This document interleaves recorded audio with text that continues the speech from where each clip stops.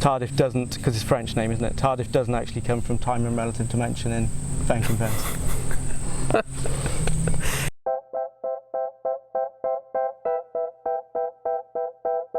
People will be really interested to hear the Nathan Tardif story. So can you give a history of you and how you started off in pens? My relation with fountain pens, it started in '78 in the blizzard, and fixing one of my mother's pens.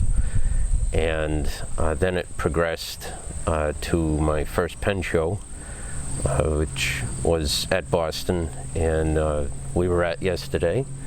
And I was driven up there by my dad at about age 11, and I had some pens to sell, and there were some very generous older gentlemen there. Probably on average, the fellas I'm thinking of, their age would have been maybe 70, 75. And they had a vacant table, and it was somebody who had passed away. And they said, well, he's an enterprising young man, we'll let him use this table. And from that year onward, I would pay for a table, but that first year they were generous enough to let me have a table without charge. And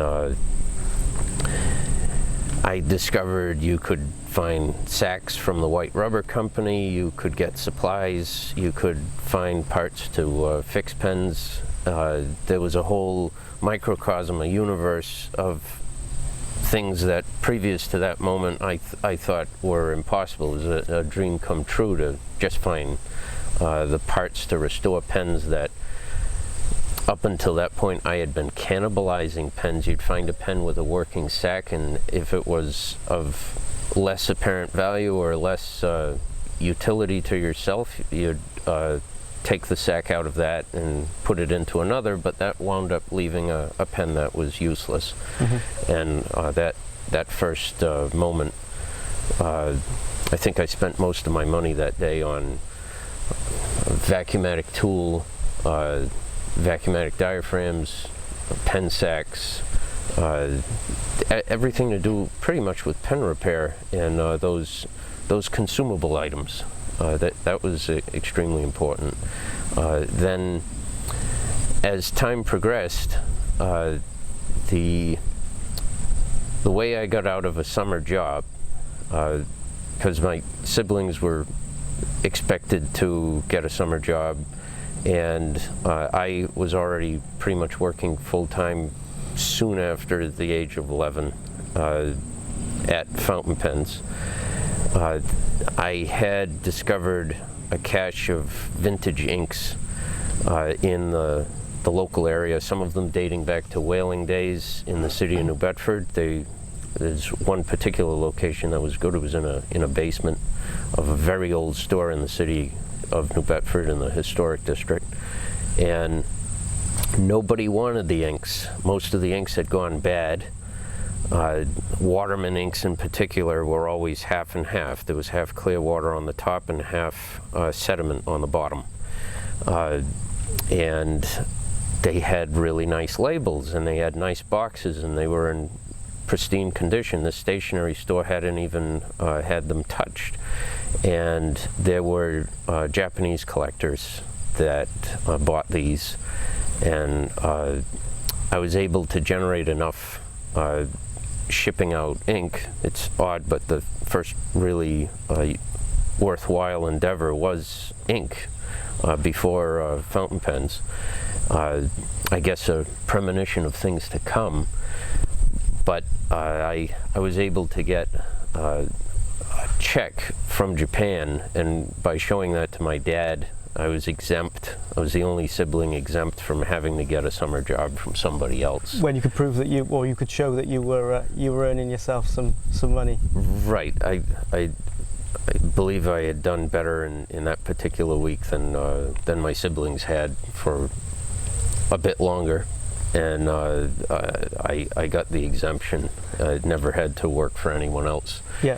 And then I don't know if it's arrogant or not, but you're of course working for every single customer out there they're your boss on an individual basis, collectively too, but I didn't have a boss that, you can have an individual customer fire you, but you can still be active in the business because there are other customers who still support you. Whereas if you're in a regular classic employment situation, there's one boss generally who can fire you, and if you don't please that one boss, it's a difficult situation. And thankfully, one of the blessings of life, I have avoided that situation my entire life. Yeah, yeah, no, I can understand, yeah. To the extent I actually honestly felt I would rather be broke and live out of a car than ever encounter that. Okay, so that was age 11. So how long did you do that before you started to decide to make your own ink?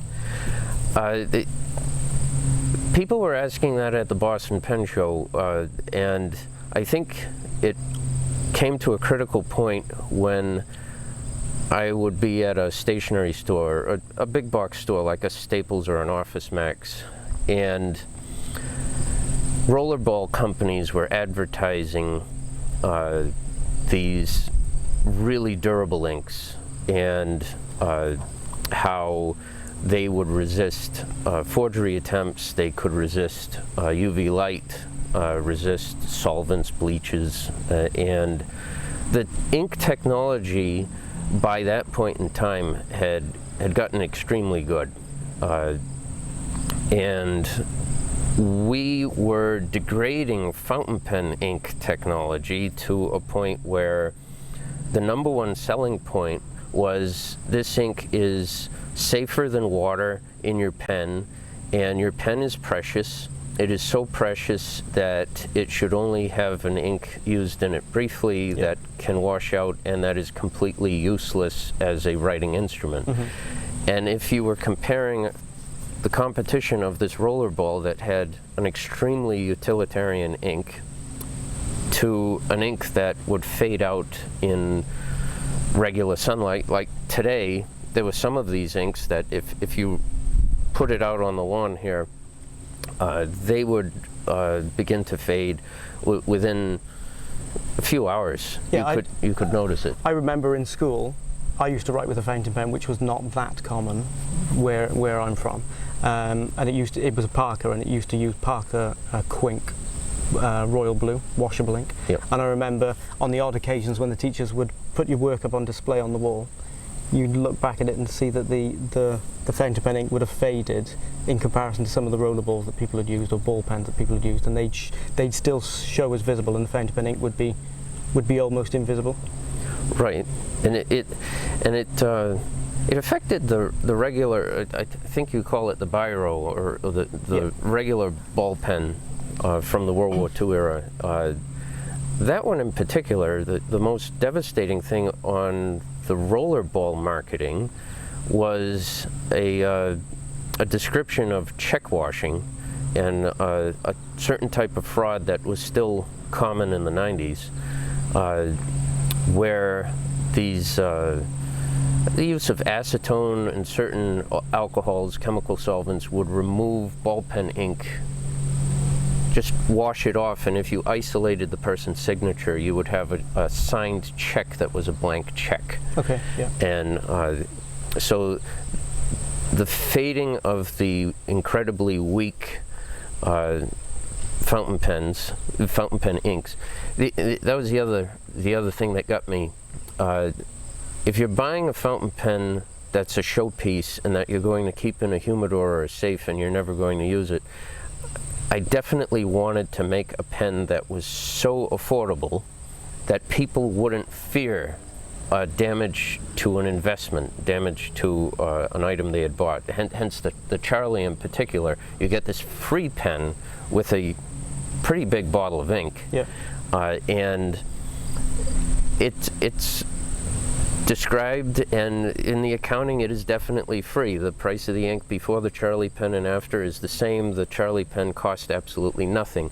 So this worry that you're going to damage your Charlie pen by having an ink in it that actually works as an ink, and an ink There are inks that stain. I'm amazed that the industry got so bad that there are actually people out there who, the whole purpose of an ink is to stain, that they're worried about an ink that will stain. That's almost comical to me. And there are other inks that are actually stronger than the inks that will stain. For instance, Noodler's black, it doesn't stain plastic. If you put it on a sheet of plastic, you can take a spray of water and completely remove it in seconds. And when you put it on paper, it's impossible. It gets into the paper and it's next to impossible to get it out.